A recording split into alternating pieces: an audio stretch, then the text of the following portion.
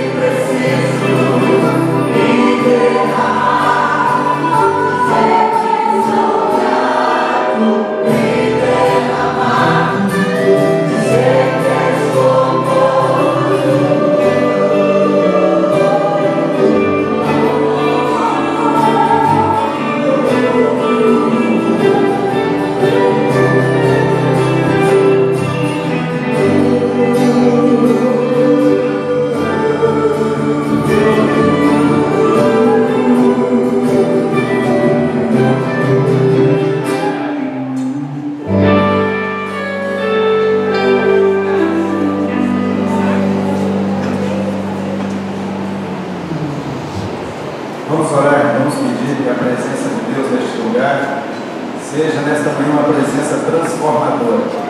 Não sei quais foram as necessidades da sua vida, seus motivos, suas tristezas, suas alegrias, suas ansiedades ou a sua gratidão, mas que seja nesta manhã aqui um tempo de refrigério para você.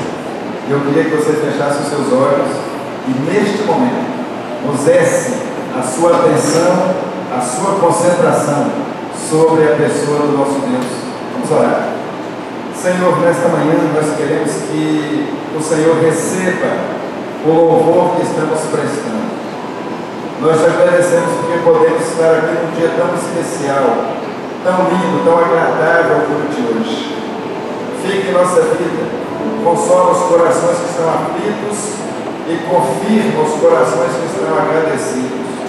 Mas que cada pessoa possa sair daqui hoje com a certeza da tua bênção e da tua presença no seu coração. É a oração que nós fazemos no nome de Jesus. Amém. Você pode sentar. A nossa igreja está empenhada em muitos programas neste mês de março e, consequentemente, se preparando também para muitos outros ainda nos próximos dias. E nós temos recebido muitas e muitas informações. E você precisa estar ligado ligada, para não perder nenhuma delas e ao mesmo tempo participar de tudo aquilo que for pertinente ao crescimento da igreja e à expansão dos nossos ministérios também. Mas eu quero começar esse momento brevíssimo hoje de avisos e quero chamar o Jânio, que é o responsável pelos jovens da igreja, e ele vai dar aí a última investida, não é isso? Já que estamos na última semana de um programa que nós queremos que mude a vida de centenas de jovens e adolescentes daqui dessa região e de outras também. Mas, vamos lá, Jânio. Irmãos, essa semana chamou a atenção. Eu achei na minha casa um papel, uma promoção de venda de um apartamento. Uma promoção interessantíssima. Mas quando eu procurei informações sobre aquilo, não fazia o menor sentido. Já tinha passado a época. Já tinha passado a oportunidade. Isso que você está recebendo aí é um convite para você trazer 5 jovens de uma promoção de Deus para a vida desses jovens. É dia 30 de março. Talvez se você perder essa oportunidade, já não vai fazer mais sentido na vida do jovem que você está orando, que você entregou o folheto evangelístico e que você deve trazer aqui. Irmãos, por favor, em nome de Jesus, o desafio é traga o seu jovem aqui. Toda a juventude está envolvida com esse projeto do Experimenta, dia 30 de março, 19 de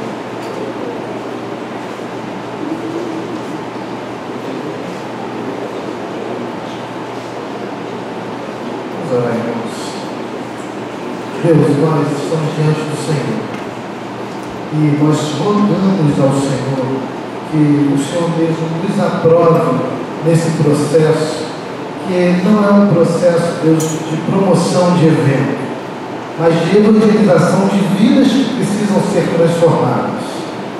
Deus nos dá a habilidade, a instrumentalidade e o despertar necessário. Nos encha, Deus, da inteligência, da estratégia necessária para trazer esses jovens aqui. Nós sabemos da batalha que é a batalha espiritual, mas nós cremos no Senhor que nos dá a vitória, em nome de Jesus. Amém. Dentro do preparo para a realização da campanha 40 dias de doação, aquilo que tem sido já objeto do nosso trabalho, o grande doador do livro que estaria à sua disposição, você precisa adquirir o livro, precisa presentear pessoas com o livro, precisa abrir a sua casa para receber um grupo lá durante a campanha, adolescentes, jovens, adultos, mulheres, terceira idade, é a igreja fazendo a campanha como tal. E eu quero chamar os pais das crianças e dos juniores para o encontro lá no ministério assim que a celebração terminar. Isso faz parte de um projeto que vai ser desenvolvido dentro da campanha, mas você precisa participar lá. Você que tem filho no Ministério Carioquides e nos juniores precisa participar. Encontro rápido, objetivo, assim que a nossa celebração terminar. Meus irmãos, cada culto que a igreja celebra é um culto de ofertas. Não é assim? A Bíblia diz que nós somos chamados a oferecer diante de Deus sacrifícios de louvor. E neste momento, nós vamos ter a oportunidade de fazer um gesto de dedicação. Você acabou de ouvir sobre projetos e planos da igreja. E, consequentemente, tudo isso tem desafios e custos. E eu quero, então, neste momento, desafiar você a participar com uma oferta voluntária dentro daquilo que é o processo natural do crente, que é ofertar diante do Senhor. Então, nós vamos ofertar nesta hora dízimos, vamos trazer as nossas ofertas, vamos fazer com que o reino de Deus possa crescer com a nossa instrumentalidade. A igreja é instrumento nas mãos de Deus, é isso que nós somos. Então, se você pegou o envelope que nós usamos aqui ou não pegou, você pode trazer, mesmo assim, a sua oferta e dedicar diante do nosso Deus nesse momento. Vamos lá. Igreja, seus membros, seus convidados, todos que estão aqui são desafiados a tomar parte nesse momento de dedicação dos dízimos e das ofertas.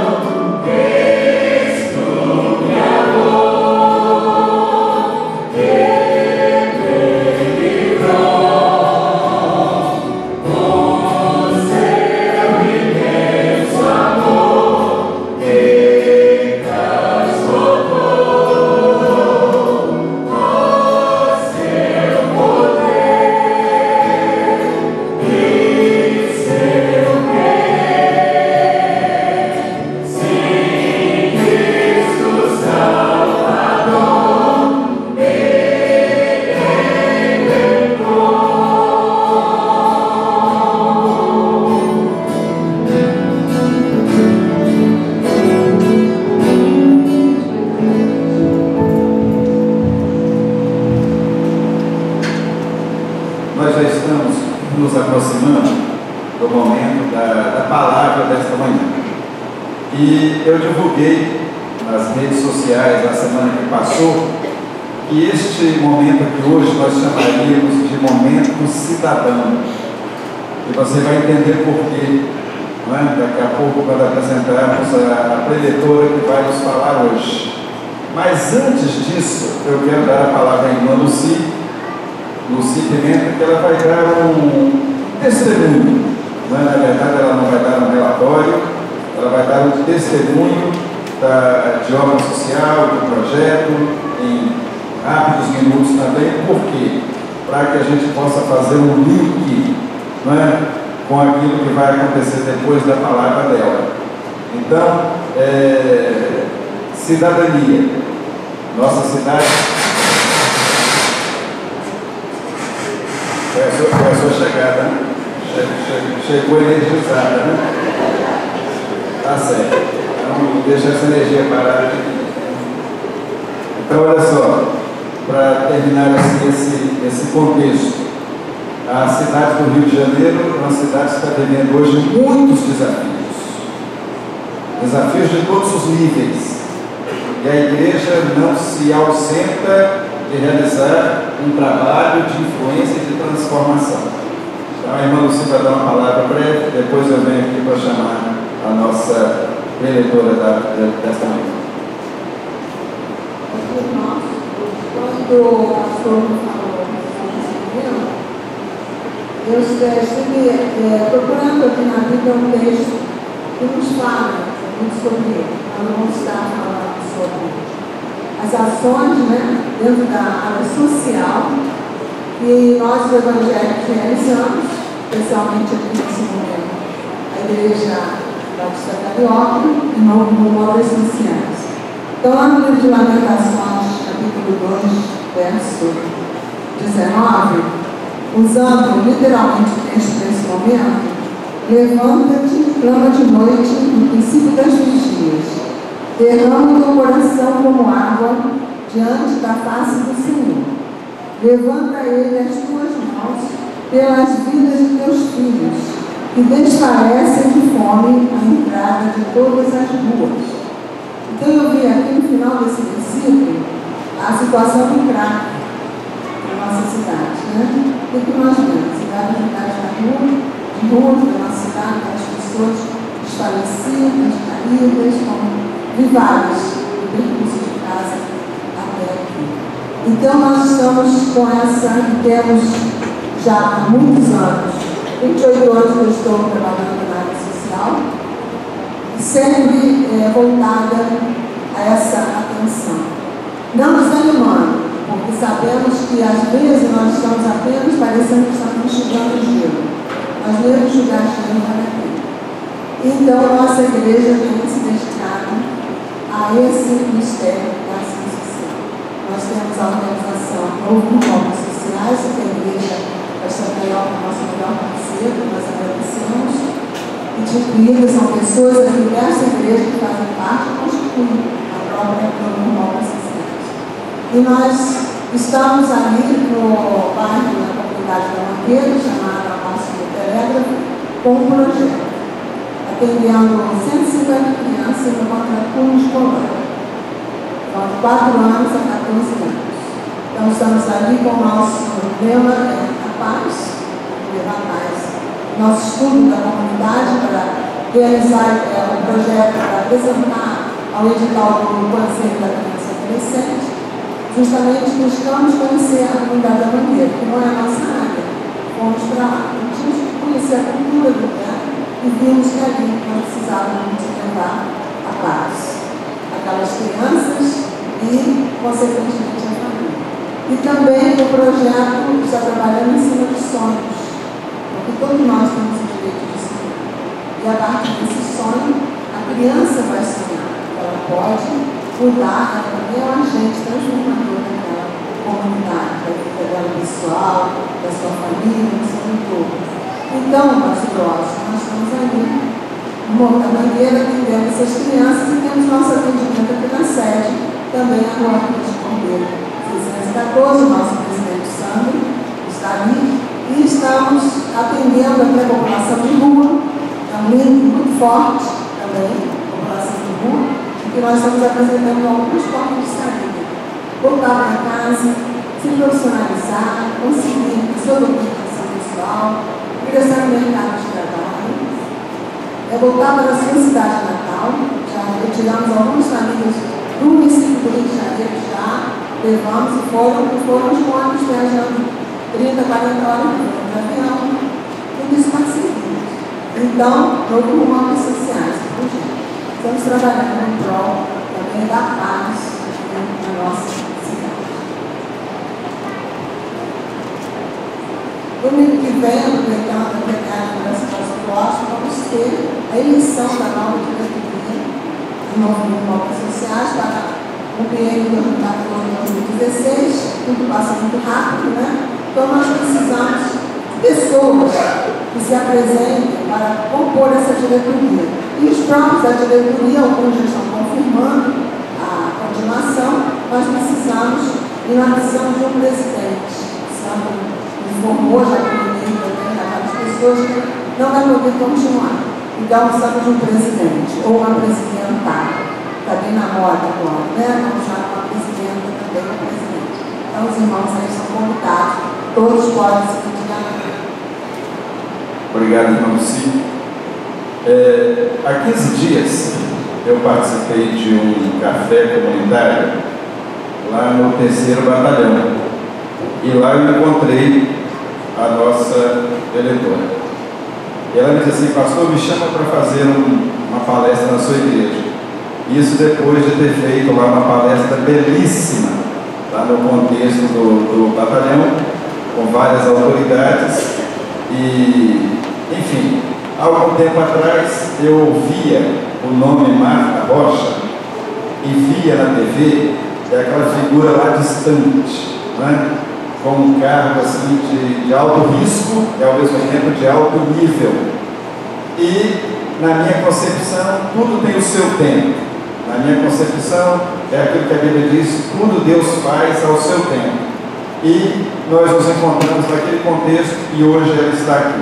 Então nós estamos recebendo aqui hoje a doutora Marta Rocha. Eu queria que ela viesse aqui. Ex-chefe de Polícia Civil do Rio de Janeiro, delegada, e consequentemente traz na sua bagagem, na sua história, uma influência muito grande, não somente aqui no Rio, mas também no Brasil, devido à função que ocupou e à tarefa que exerceu. E dentro desse momento, eu espero que nós tenhamos aqui um entendimento, né, da figura da doutora Marta. Ela veio também dentro do espírito do mês da mulher, não é isso? Ela vai falar sobre o tema de violência. Mas eu quero pedir ao irmão Reginaldo que vem aqui para fazer uma oração pela vida, pela família. Ela está acompanhada aqui de sua mãe, a dona Emília, né? Sentadinha aqui. Prazer muito grande receber vocês duas aqui hoje. Espero que se sintam muito bem dentro da Igreja Carioca.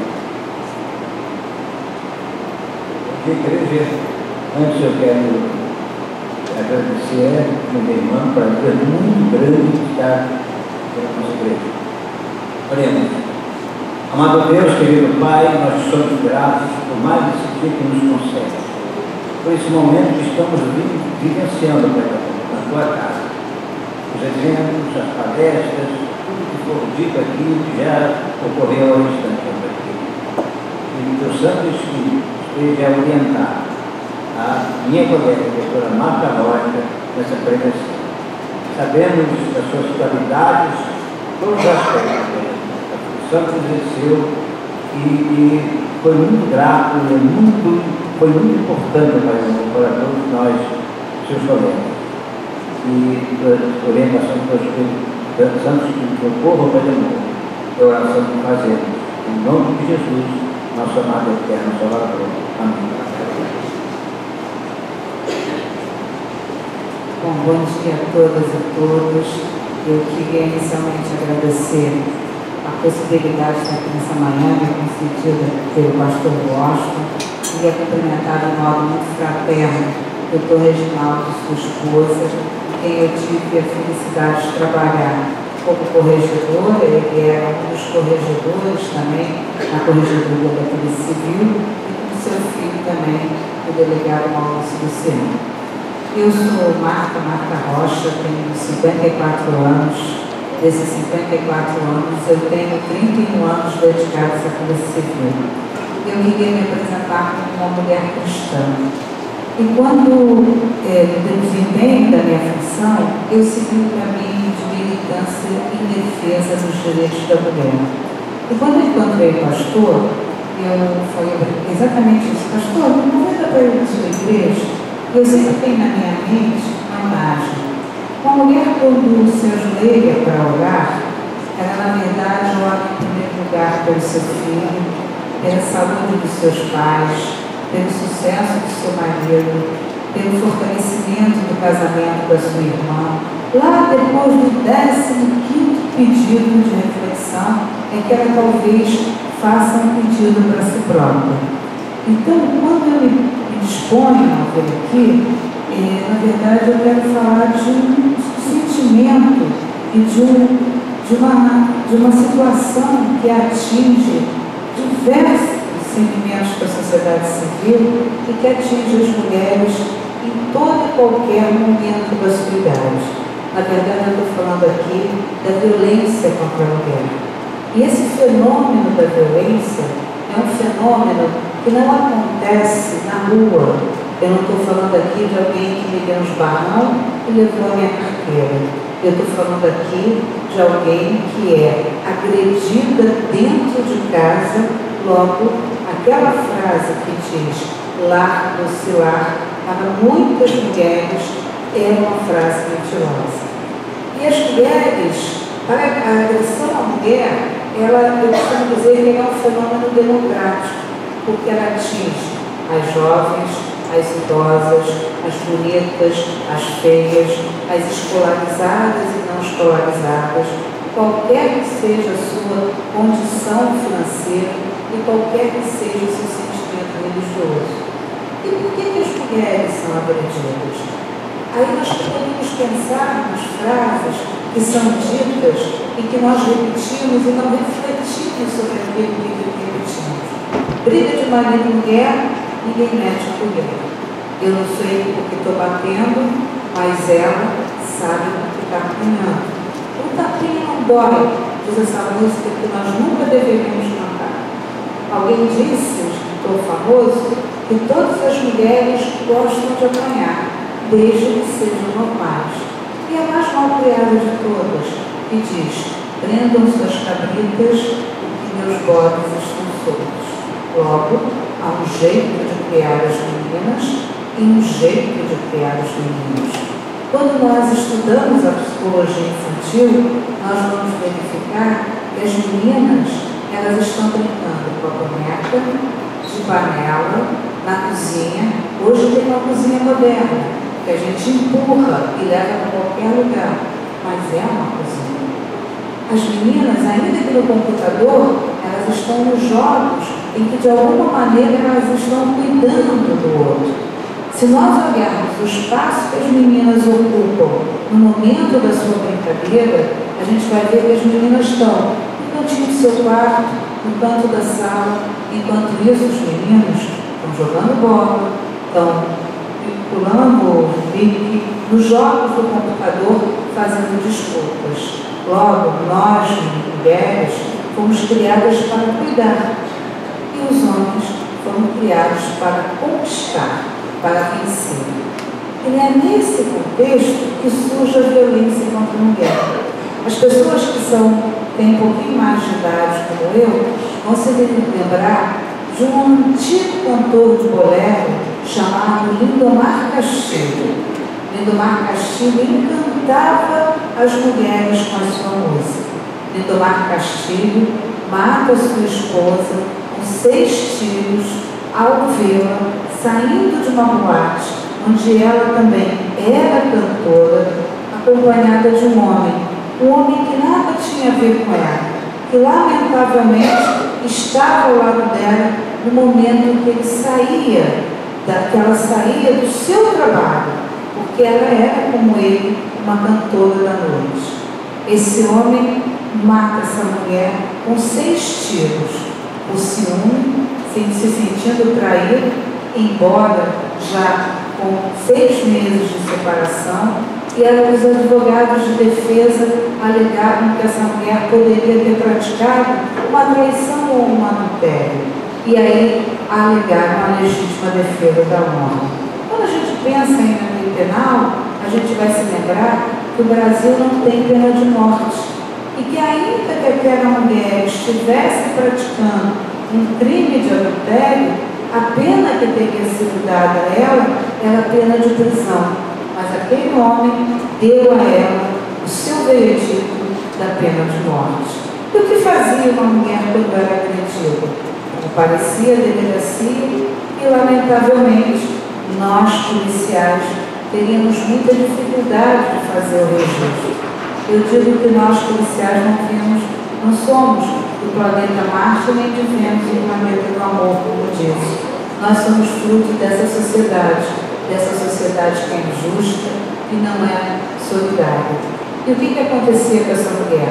Chegava uma delegacia, se tentava fazer um registro e ao término desse atendimento, o policial com certeza iria tentar convencer essa mulher a não fazer o registro.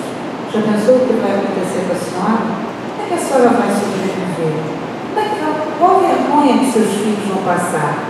Como é que vai ser a sua vida com o seu marido preso? Logo, esse policial que não atendia a essa mulher, vitimizava essa mulher pela segunda vez. É nesse contexto que surgem as delegacias de mulheres. E o que a gente tem que entender desse fenômeno da violência? Primeiro, nós temos que entender que essa mulher não deseja o seu marido preso ou processado. Essa mulher quer tão somente que aquela situação de violência termine. E quando essa mulher procura uma delegacia, a única coisa que nós sabemos é que naquele momento ela foi agredida. Mas nós não sabemos se essa foi a primeira vez que essa mulher foi agredida. Por que é importante? A gente está falando na igreja, a gente está falando com o segmento da educação e está falando no segmento da saúde. Primeiro, porque na igreja, de repente, uma irmã, um pastor, uma pastora, pode estar percebendo que aquela mulher traz consigo alguma angústia, né? E nesse sentido, pode talvez estar ouvindo essa mulher para saber o problema que ela está passando. O primeiro sintoma de uma criança que passa por uma violência intrafamiliar é o baixo rendimento escolar. Portanto, a professora, que é a profissão mais feminina que tem, ela pode estar captando através daquela criança que essa criança está sendo vítima de uma violência intrafamiliar. E é assim: criança violentada, adulto violento, família violenta, criança violentada, adulto violento, família violenta. Da mesma forma que falar da área de saúde, porque a mulher, ela pode procurar uma irmã, um pastor para se orientar, ou ela pode ir muito machucada para um hospital, aqui, para o Salgado Filho, tão pertinho da gente. E aí, quando ela chega lá, ela está com o olho roxo, mas ela diz que tropeçou no tapete, que caiu da escada e bateu com o rosto na quina da mesa. E não precisa ser policial civil para imaginar que quando eu bato com o rosto na quina da mesa, eu vou ter um corte. E o olho roxo não é compatível com a história que ela conta. Logo, aquela queda não poderia produzir um olho roxo, e sim um corte. E por que a gente hoje tem, diante da legislação penal, uma legislação chamada Lei Maria da Penha? Porque antigamente dizia-se assim: sistema penitenciário, carceragem é a solução para tudo? Com certeza que não, né? Acho que cada um aqui deve já ter conhecido um projeto de evangelização do sistema carcerário. Portanto, recolher alguém dentro de uma cadeia e deixá-lo lá por si só não será o suficiente para regenerar essa pessoa. Mas, ao mesmo tempo, começou-se a se discutir se todo crime tem que ter pena de prisão.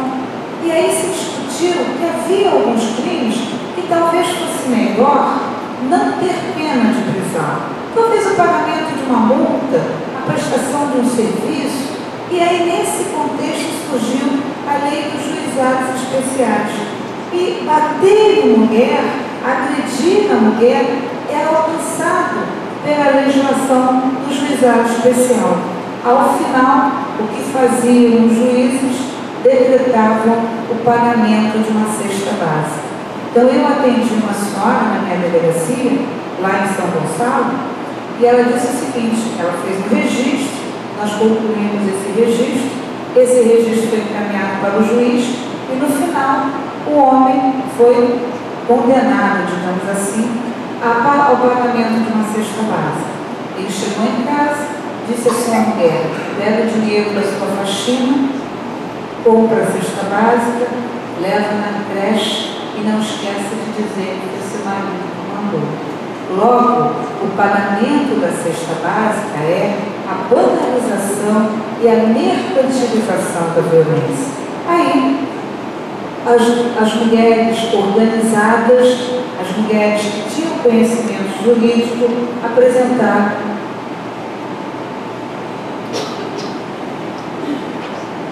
uma minuta de legislação que foi entregue à ministra Lucélia Freire, que é a ministra das Mulheres e reitora da UERJ. E aí surge e nasce a Lei Maria da Penha. A Lei Maria da Penha, ela tem esse nome porque Maria da Penha é uma farmacêutica, nascida na cidade do Ceará, em Fortaleza, casada com um médico. Olha que coisa curiosa, né? Então, violência contra a mulher não tem absolutamente nada a ver com pobreza. Violência contra a mulher tem a ver com tolerância a um padrão cultural que aceita bater em mulher. Maria da Penha foi agredida pelo seu marido, ficou paraplégica. Ele, não satisfeito, tentou matá-la uma segunda vez. Entre o primeiro fato e o segundo fato, entre o primeiro fato e o julgamento dos dois fatos, Maria da Penha teve que esperar 17 anos para ver esse processo concluído. Ao final, seus advogados fizeram um requerimento à Organização dos Estados Americanos, a OEA. O Brasil está inserido no continente americano, participa dessa organização, e o Brasil teve uma reprimenda, foi obrigado a fazer uma legislação especial para a questão da violência contra a mulher. Hoje a violência contra a mulher, segundo a Lei Maria da Penha, ela tem 5 vertentes. A violência física, entre tapas e beijos, a violência moral, que é aquela que as mulheres são agredidas com palavras de baixo calão, a violência psicológica, que é aquela que não deixa marca física, mas é ameaça. Você acha que eu não sou um bom marido? Não tem problema não, eu mato você, nossos filhos e depois me mato. É a violência sexual, que é a relação sexual com violência ou grave ameaça, com a arma na cabeça, com a faca no pescoço, e é a violência patrimonial. Desde pequena, eu cuido bem do meu cabelo. A minha mãe tem lá no quintal dela um quartinho que era uma lavanderia. Eu transformei aquele quartinho num salão de beleza. E aí eu fico lá, sexta, sábado e domingo de manhã, e atendo as meninas do meu bairro. Meu marido se aborreceu comigo, me bate, e ele vai lá e quebra o meu salão de beleza, que foi construído com o meu dinheiro. Eu queria me permitir falar uma situação muito delicada.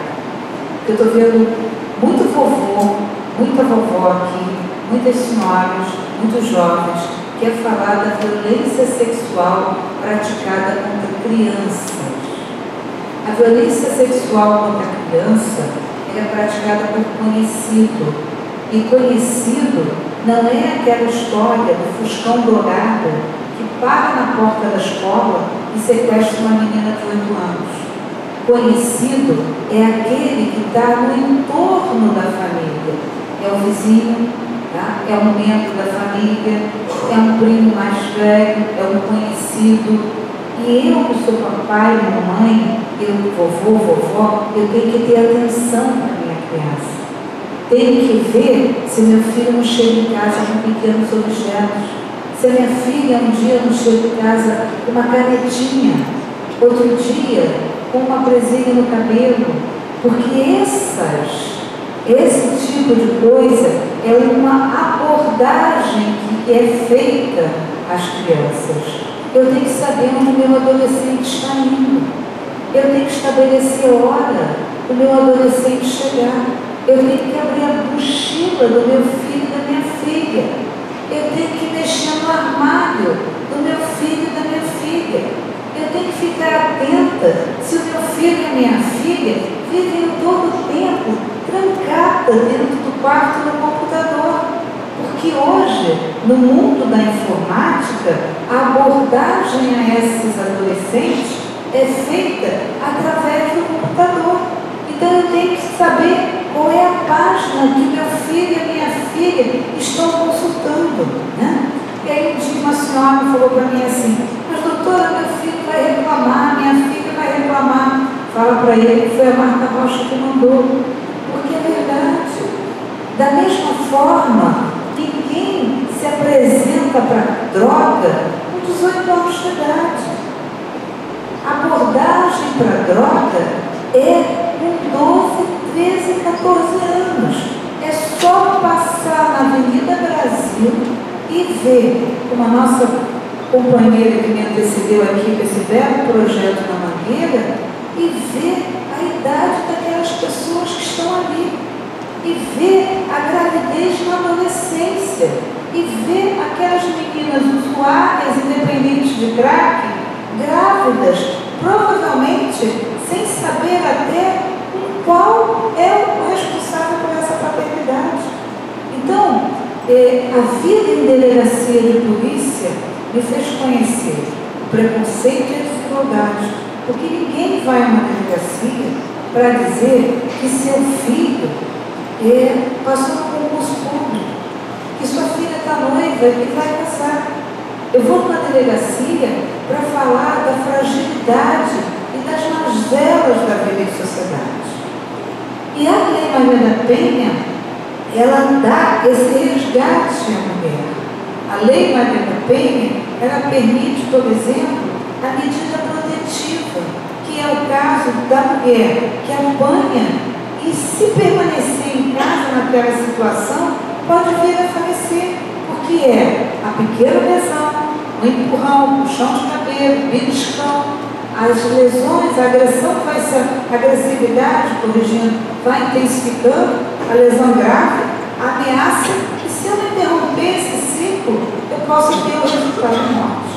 E aí eu vou ter a medida protetiva do afastamento do lar, a medida protetiva da proibição de se aproximar da família, porque após o registro da queixa, do registro de ocorrência, muitos homens procuram a família e no primeiro momento pedem e depois intimidam os familiares a convencer a sua filha, a sua sobrinha, a retirar a queixa, como eles mesmos dizem, né? E também lembrar que a Lei Maria da Penha é um misto de lei civil e lei penal. E a Lei Maria da Penha, ela vai poder, por exemplo, o juiz, ao receber o registro de ocorrência, ele vai poder, por exemplo, decretar os alimentos provisionais, a pensão alimentícia e a guarda provisória dos filhos. Já terminando, já começando a caminhar para o encerramento, eu queria abordar duas situações. Primeiro, dizer assim, há um expressivo número de mulheres evangélicas que são agredidas. A religião evangélica, ela exige daquele que exerce essa fé um compromisso muito grande. E muitos homens preferem, né, estar no bar, na esquina. Né? Então, a vivência cristã, muitas vezes coloca, quando essas mulheres tentam, né, fazer um processo de conversão dos seus maridos, no meio dessa questão, muitas mulheres são agredidas. E como é que eu posso ajudar? Qual é o papel da igreja nesse contexto? Primeiro, eu quero parabenizar aqui esse projeto desenvolvido, também colocado, explanado aqui pela senhora que me antecedeu. E dizer assim, uma das formas de ajudar as mulheres é fazer o que essa igreja está fazendo nesse projeto. Porque quando a igreja resgata essa família, e quando eu estou cuidando da mulher, eu estou cuidando da criança, e eu estou cuidando, por via de consequência, eu estou cuidando da família. Quando a igreja resgata essa família, ou resgata essa mulher, e coloca, por exemplo, essa mulher no mercado de trabalho, a igreja está verdadeiramente empoderando essa mulher e ajudando essa mulher a dizer não à questão da violência contra ela. Eu tenho certeza que nesse universo que me assiste agora, existe alguém que conhece alguém que é vítima de violência dentro de casa. Portanto, se eu conheço alguém que eu possa ajudar essa mulher, lembrando sempre que o silêncio gera a violência e que o medo gera a impunidade. A Polícia Civil tem um departamento que coordena as delegacias de mulheres. Então, a doutora Márcia Noeli, que é a diretora, produziu agora a 5ª edição dessa cartilha. Eu vou deixar aqui para o nosso pastor essa cartilha. Essa cartilha explica de uma forma muito simples todos os crimes que podem acontecer contra as mulheres. A violência física, a violência moral, a calúnia, a injúria, a difamação, o constrangimento, a ameaça, né? E aqui tem uma rede de proteção, ou seja, tem um lugar que eu posso procurar para buscar ajuda, não só com o nome da titular desse equipamento público, como também o endereço e os telefones. E aí, eu quero dizer que esse trabalho desenvolvido aqui por essa assistente social que me antecedeu é muito importante, porque muitas vezes as mulheres, antes de procurarem uma delegacia, as mulheres procuram uma rede de proteção, procuram, por exemplo, uma assistente social, procuram, por exemplo, uma psicóloga, procuram, por exemplo, uma irmã da igreja, um pastor. Então, na minha instituição, o doutor Reginaldo e eu aprendemos que informação é poder, né? A informação é importante na investigação. Então, o que essa cartilha aqui pretende, na verdade, é dar informação para que as pessoas possam ajudar as mulheres vítimas de violência. E, por fim, o nosso pastor me pediu para fazer um comentário sobre esse momento que nós estamos vivendo, né? Aqui essa região, inclusive, está próxima do Jacarezinho, de Manguinhos, do Camarista Meia, né? Está próxima aqui da questão que pega do Andaraí. E aí eu queria dizer o seguinte: em 2007, quando o governador Sérgio Cabral foi eleito, ele assumiu, o doutor Reginaldo estava lá com certeza, em 2006, numa reunião com a Associação dos Delegados de Polícia, e ele assumiu a não intervenção política. Todo prefeito queria um delegado para chamar de seu. Todo deputado queria opinar, por exemplo, na promoção de um delegado. E a partir daí foi estabelecido o critério da meritocracia, né? E desse critério se estabeleceram duas políticas públicas. A primeira, o sistema integrado de metas. Por isso que o nosso pastor Washington foi ao café da manhã. Porque nesse café da manhã, e é importante que todos frequentem, né? O café da manhã reúne os delegados, o comandante do batalhão e a sociedade civil. Então, o delegado diz o que está fazendo, o comandante diz o que está fazendo, e a sociedade civil, por exemplo, o pastor Washington, fez uma informação, prestou uma informação, fez um convite, e se fosse o caso, faria uma reclamação, como liderança que ele é, né? A outra política que foi colocada foi a política das unidades de polícia pacificadora. Qual é o papel da Polícia Civil nesse contexto?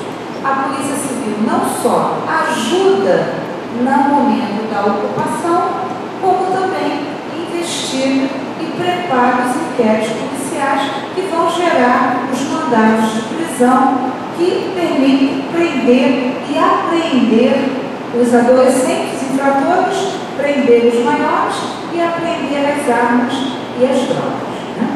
Então, por que eu estou falando isso? No caso, por exemplo, ali do Caju e Barreira do Vasco. A Polícia Militar foi para o Caju, a Polícia Civil foi para a Barreira do Vasco. Jacarezinho e Manguinhos. A Polícia Civil ocupou o Jacarezinho e a Polícia Militar ocupou Manguinhos. Evidentemente que no interior da comunidade, quem permanece é a Polícia Militar, fazendo a guarda daquele território. Nós temos que ter uma coisa na nossa mente. Essas pessoas que antes estavam no crime, elas se movimentam. Se hoje eu estou aqui no Jacarezinho, elas vão se movimentar para outro lugar, né? Se hoje a polícia está prendendo muito ladrão de carro, o criminoso vai pagar. De roubar carro, vai para o tráfico. Se está prendendo muito traficante, vai para o sequestro, né? Então, essa mão de obra não é uma mão de obra como nós. Não é uma mão de obra temente a Deus. Não é uma mão de obra que tem carteira assinada, um trabalho formal, ou que não tem carteira assinada, mas que é um trabalhador cumpridor, uma trabalhadora cumpridora dos seus deveres. Então, o que vai acontecer? Sempre essas pessoas terão o desejo de retomar esses espaços. Qual é o papel das polícias?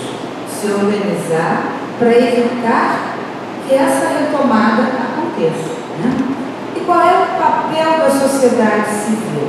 O papel da sociedade civil, e a Igreja Batista Carioca está fazendo o seu papel, é, por exemplo, ter um projeto dentro dessa comunidade que trabalhe com a política pública, da saúde, da educação, do combate às drogas, de emprego, né, dessas pessoas, qualificação para o trabalho. Então, o que nós precisamos saber aqui?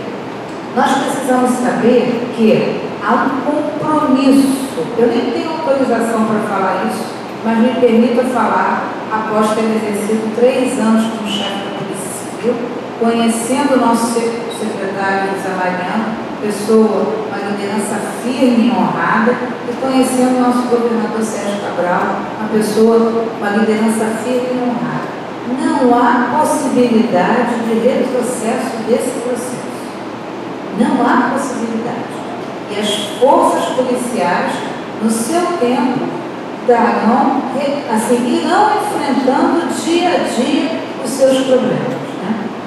Qual é o papel da igreja? Eu costumo dizer que quando eu fui escolhida para ser chefe da Polícia Civil, eu já me julgava velha. Eu já estava com 51 anos de idade. A minha geração como delegado já tinha sido chefe. Então, quando eu recebi um telefonema para ir até o gabinete do secretário, conversar com o secretário, e depois de 40 minutos ele me chama novamente e me convida para ser chefe, eu sei que Deus tem um propósito para isso. Eu não pedi isso. Então, acho que Deus me escolheu para fazer parte do seu exército de bom combate. E nós, que somos cristãos, nós temos que pensar assim, se a população do mundo, não vou nem falar da brasileira, se a população do mundo cumprisse os mandamentos de Deus, amar a Deus sobre todas as coisas, respeitar pai e mãe, honrar o próximo, amar o próximo como a si mesmo, não furtar, não desejar o mal dos outros, né?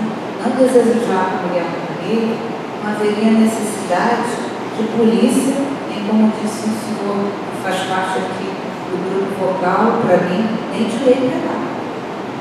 Então, qual é o nosso papel? O nosso papel é acreditar nesta política e, na hora que a gente dobrar nosso joelho, pedir que o Divino Espírito Santo nos oriente, que o Divino Espírito Santo oriente as pessoas que hoje estão nas comunidades, né, fazendo o seu trabalho, que dê sabedoria, que dê, né, firmeza a essas pessoas, porque essas pessoas efetivamente estão por determinação de Deus para seguir o bom combate. E aí não posso, embora eu nesse momento esteja de licença prêmio, né, passados 3 anos, eu entendi seguir outros caminhos, e aí entreguei o cargo ao secretário José Mariano Beltrame, mas que não esqueçam de mim também, né? Que Deus vá na frente, que Deus oriente, que o Espírito Santo sempre nos dê sabedoria. Por isso eu queria falar apenas uma coisa.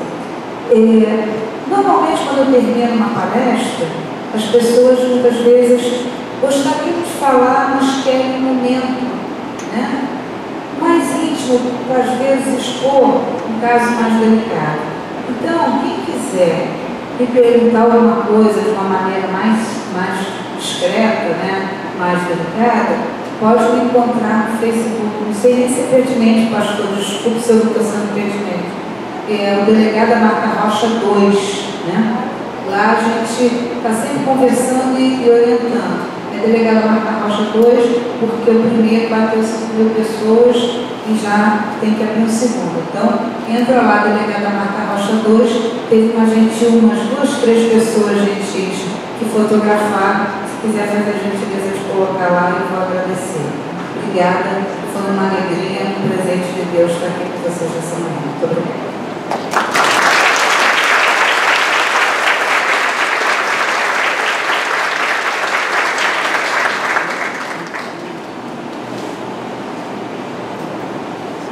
Olha só, nós não estamos num debate, mas temos um tempo. E por ser esse mês o mês da mulher, que nós ouvimos essa palestra, é muito bom ouvir quem sabe falar, na verdade, quem tem informações e quem tem o dom da palavra. Eu quero abrir um espaço para 2 perguntas, 2 apenas, tá certo? E alguma professora, alguma mulher, alguma estudante, alguma jovem queira fazer, a doutora Marta, você pode vir aqui, pegar o meu microfone e dirigir a pergunta para ela, tá certo? Ela vai responder também com brevíssimas palavras aí.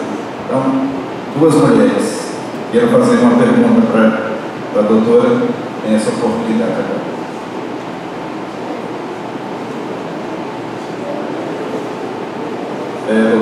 A gente, quando é uma aula, as pessoas ficam caladas, ou elas entenderam tudo ou não entenderam nada, é a nossa filosofia, né?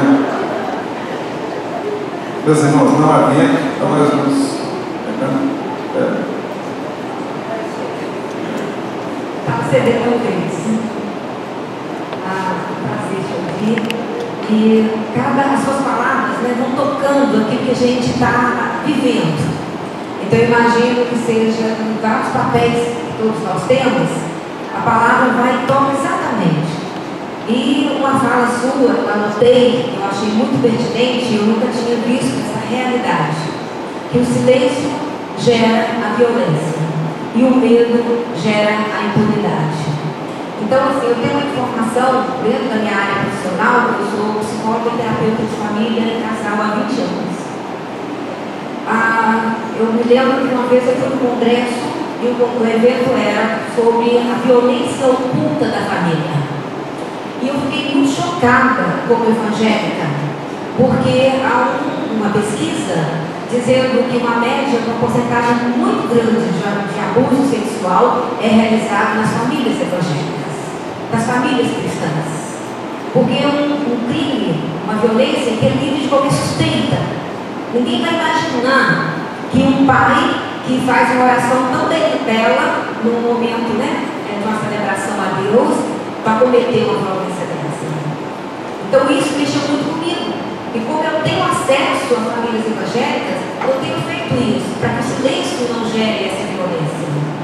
E outra parte que eu fiquei pensando é, a igreja tem vários papéis. Tem o papel de se posicionar na comunidade, representando, né, reivindicando os direitos, ampliando essa função que vocês fazem na prática. O papel de prevenção, né, acho que a prevenção cabe a nós. E o papel de acolher as vítimas e os abusadores. As vítimas, é mais fácil a gente acolher a vítima, apesar de que Maria da Penha esperou 17 anos. Mas e os abusadores? E os violentos? E os criminosos? Que às vezes a gente quer ver bem longe. Então eu gostaria de ouvir um pouquinho sobre esse lado, né? Como é que a gente ficaria se o papel da igreja é recuperar as vítimas e recuperar os agressores? Obrigada pela sua pergunta. No caso da violência contra a criança, isso é realmente cruel. Por quê? Porque, por isso que a mãe tem que ter, a mãe, o pai, o vovô, a vovó, sobretudo os avós, né, tem tido assim, muita atenção para a terceira idade, porque 1/3 das famílias brasileiras são sustentadas direta ou indiretamente pela terceira idade. Aí a vovó, que ajuda a pagar o curso de inglês, e a terceira idade, o vovô, que contribui com a sua aposentadoria lá, na manutenção da casa onde ele mora com a sua filha. E a terceira idade também está sendo muito vítima violência intrafamiliar. Então é a senhorinha que tem o cartão do pagamento, né, da sua aposentadoria, da sua pensão, e o neto quer manter aquele cartão com ele, para receber, porque já sabe, né? A vovó já botou para ele a senha. E aí ela começa a resistir e é agredida pelo seu neto. E por que eu estou falando tanto de terceira idade? Porque há uma pesquisa da UERJ que diz o seguinte, que famílias onde há uma expressão da terceira idade, uma avó que tem uma liderança, um avô, ela tem aproximação com os jovens. Portanto, essa avó, esse avô, pode estar, às vezes, percebendo, e aí que eu quero chegar na sua pergunta, que uma criança, por exemplo, é o primeiro sintoma de uma criança, seja menino ou menina, quando passa por abuso sexual, ele não aguenta o toque. Ele rejeita um abraço, ele rejeita um afago. Eu não estou falando aqui daquela fase, né, como a gente diz, aborrecente, que tudo é feio, né? Que eu nem sei se eles dizem mais nesse tempo, tudo é pagamento. Né? Não estou falando disso, eu estou falando de crianças de 7, 8, 9, em que essa questão do afago, do abraço, né, da maternidade, da paternidade, é muito alguma coisa está errada. E por que a família se silencia? Primeiro, e aí eu quero me dirigir às mulheres, não acho que seja necessariamente a realidade aqui, mas primeiro, boa parte desses abusos são praticados por padrastos. E muitas mulheres, é lamentável dizer isso, mas eu quero me permitir dizer a verdade, as mulheres, num determinado momento, quando a menina está adolescente, começa meio que uma rivalidade entre filha e mãe. Né? E a mãe, muitas vezes, não é capaz de ouvir a história daquela menina. Eu quero, desculpa, pastor, vou tentar ser muito breve, mas contar uma história que eu tenho 31 anos de polícia, foi uma história que me marcou, eu fui chamada ao Hospital de Souza Guiar, que uma jovem, uma menina de 13 anos, havia tentado suicídio. E a assistente social, para a gente ver a importância da psicóloga, da assistente social me chama, porque na conversa a assistente social identificou um problema. E quando eu chego para conversar com essa menina tinha sido vítima de violência praticada pelo padrasto. E qual é a história? A mãe tinha casado com um homem, tinha ela como filha, se separou, fez uma nova família, casou com um homem, teve um filho de um ano e meio. A senhora trabalhava na Coderte, que é aquela rodoviária que fica atrás da Central do Brasil. E o horário dela, ela trabalhava em serviços gerais, o horário dela era de 6 às 10 da noite. Portanto, quem ficava criança e adolescente? O padrasto. Ela chegou em casa e percebeu que o marido gostava de ver filmes com apelo sexual. E ela não gostou, comentou com ele, mas não deu importância para aquilo. A menina disse para ela: mãe, ele quer que fique assistindo esses filmes. Aí ela foi reclamar com o marido. Aí o que o marido fazia? Ela botava a chave na porta, a menina era obrigada a correr para o quarto. Né? Conclusão: essa menina foi violentada. O que nós fizemos? Fizemos um inquérito, fizemos um pedido de prisão, prendemos esse cidadão lá no Morro da Serrinha. Eu fui depor com testemunha de acusação.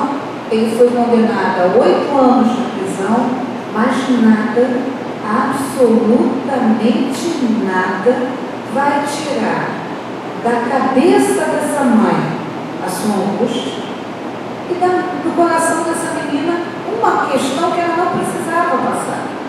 Eu acho que é um pouco que a nossa doutora falou, tentar ver dentro das famílias e os abusadores, da mesma forma dos homens que agridem as mulheres, eles têm um conceito favorável dentro da sociedade civil.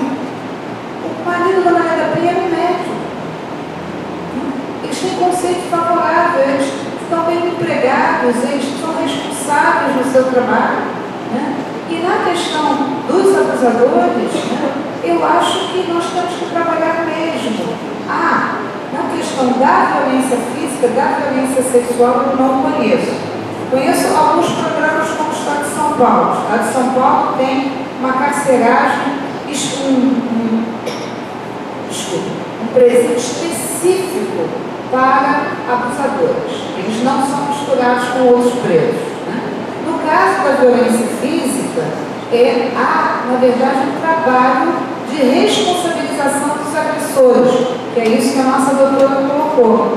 Porque a alegação desses homens é aquele ciclo que eu falei. Na entrevista de alguns abusadores, eles afirmam, no momento à frente de um juiz, e aí nós nunca vamos poder saber se aquilo é um objeto de defesa, uma alegação de defesa ou não, que eles também foram vítimas de violência sexual. Então eu concordo. Eu acho que talvez a importância do papel da igreja seja essa mesmo, de cuidar da vítima, mas também cuidar da pessoa. Eu acho que todos nós, esse é o nosso trabalho como cristão, esse é o nosso trabalho de evangelização. Então eu acho que é muito pertinente e é por isso que a igreja tem que estar aberta para ouvir, para perceber e para poder. Desculpe se eu estende demais. Ok, mas surgiu mais uma corajosa aqui. Então vamos ouvir aqui a segunda e última pergunta, certo? Bom dia, o meu nome é Letícia, eu sou enfermeira, eu faço mestrado em saúde pública na Fundação Oswaldo Cruz, minha temática de estudo é violência e saúde, estou vinculada ao CLAS, no Centro Latino-Americano de Violência e Saúde. E, delegada, no momento eu estou fazendo levantamento de dados das AISPs sobre a criminalidade na cidade do Rio de Janeiro, mais precisamente na AISP 16, e eu constatei que todos os crimes estão diminuindo, homicídio, latrocínio, mas o estupro tem aumentado muito, assim, é gritante o aumento do estupro na cidade do Rio de Janeiro.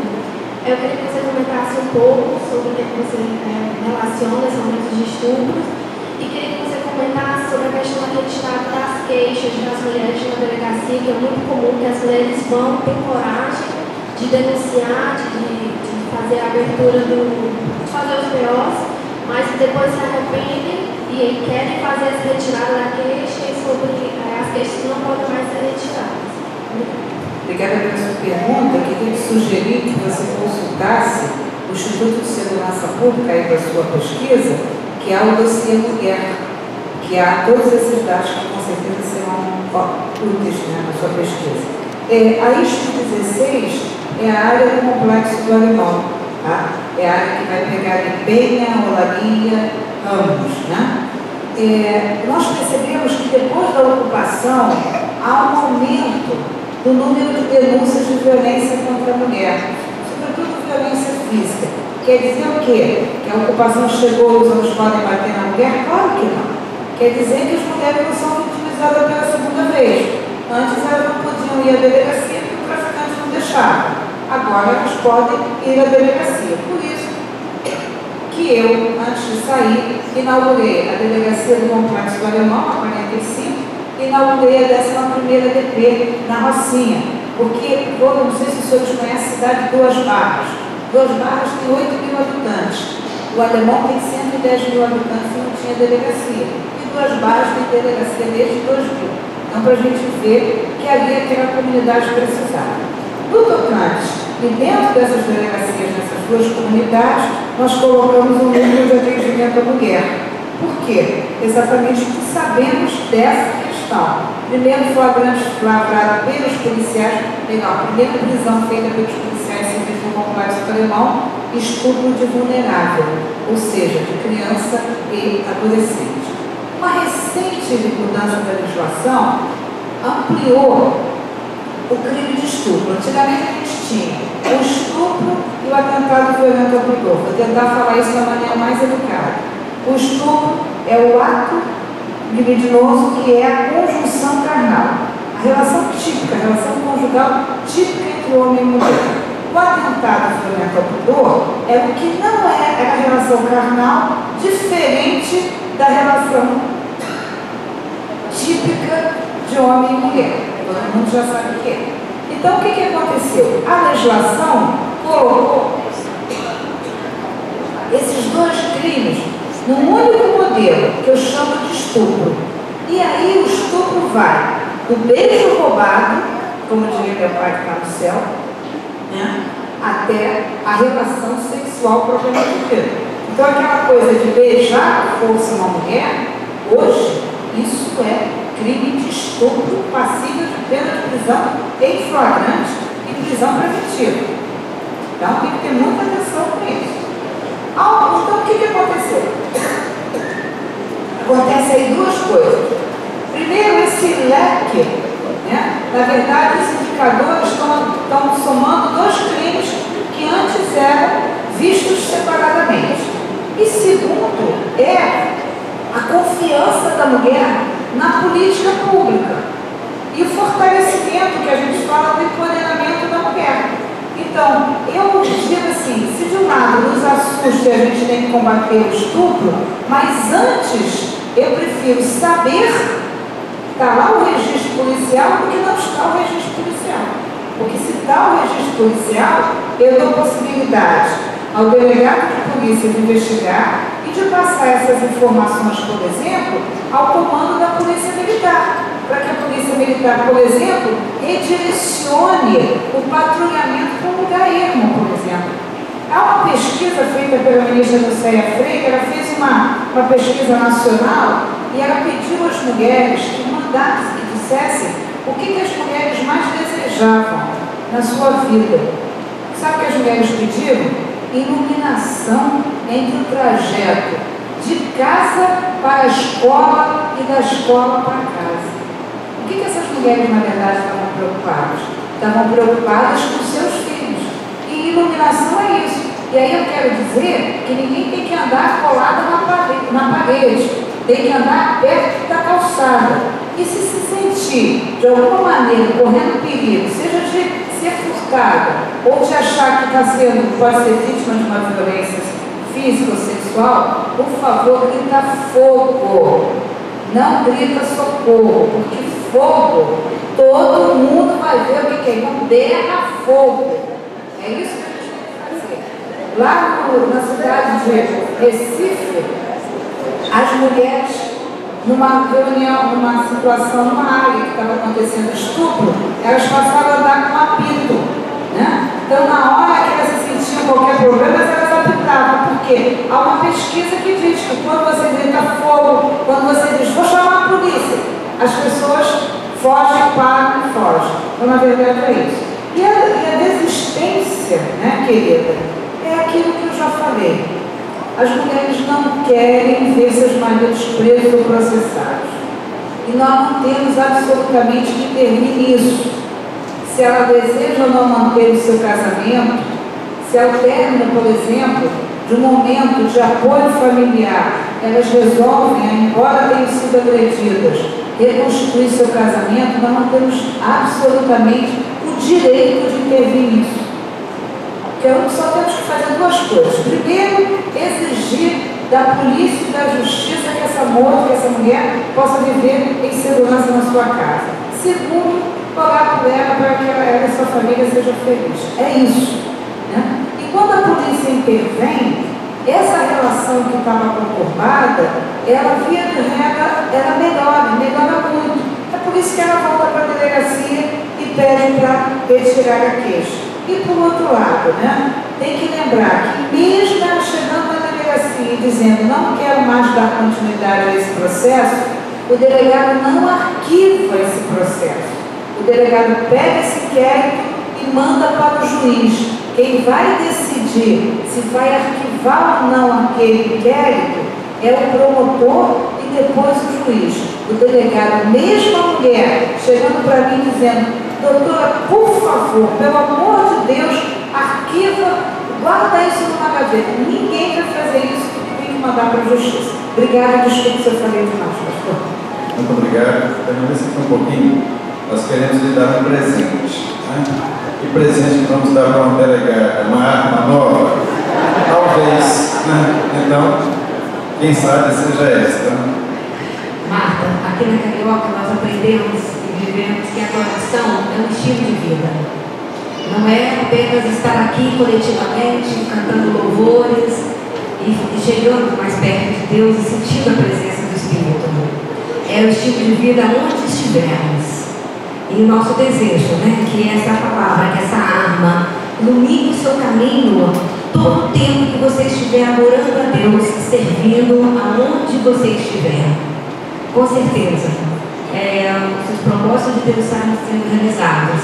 E mais de qualquer código civil, qualquer lei, nós sabemos que tudo está aqui. E que sua vida seja então uma eterna adoração a Ele através do seu trabalho. Muito obrigada por sua presença.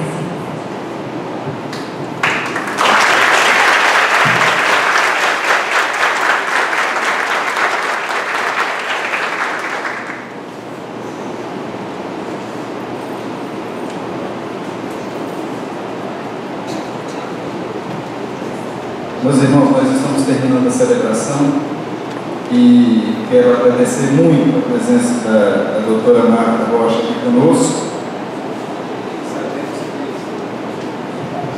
Sabemos que é um desafio cada dia, né? E um amigo me disse, naquela igreja, eu disse para ela, nós não temos burocracia, não. Um amigo me disse, ele disse no Facebook, eu queria ir, mas a Marta está vindo candidata. Aí eu disse assim, qual é o problema? Aí eu disse assim para ele, olha, nós estamos numa democracia. A Igreja Carioca está fazendo um momento cidadão. Na hora de votar, você vai escolher em quem você vai votar. O nosso papel aqui é fazer isso que nós estamos fazendo. De dar informações, de ampliar os vínculos com as autoridades, de orar por elas. Esse é o nosso papel, de ajudar a nossa comunidade. Nós distribuímos cartas para todas as autoridades civis e militares da nossa região, distribuímos cartas aqui na nossa comunidade. Então, todos os moradores da Rua Getúlio e das adjacências sabem da vinda da doutora Marta aqui hoje de manhã. Então, é uma igreja engajada, é isso que nós queremos sempre ser. Então, fica essa palavra de que a nossa gratidão pela sua presença aqui, o respeito que temos pela senhora, pelo seu trabalho e por todas as informações tão úteis e preciosas que foram passadas aqui. Para terminar a celebração, nós vamos ouvir uma música que fala muito sobre o futuro deste país, né? E eu quero registrar aqui as necessidades de algumas pessoas, pedir orações em favor da irmã Jacira, da sua família, por causa de um momento de sensibilidade que a família dela está vivendo, o falecimento de um dos seus irmãos e, né, dois irmãos. Então, é um momento muito difícil e queira Deus consolar o coração dos seus familiares, tá certo? Então vamos ouvir a música e assim nós estamos terminando a celebração desta manhã.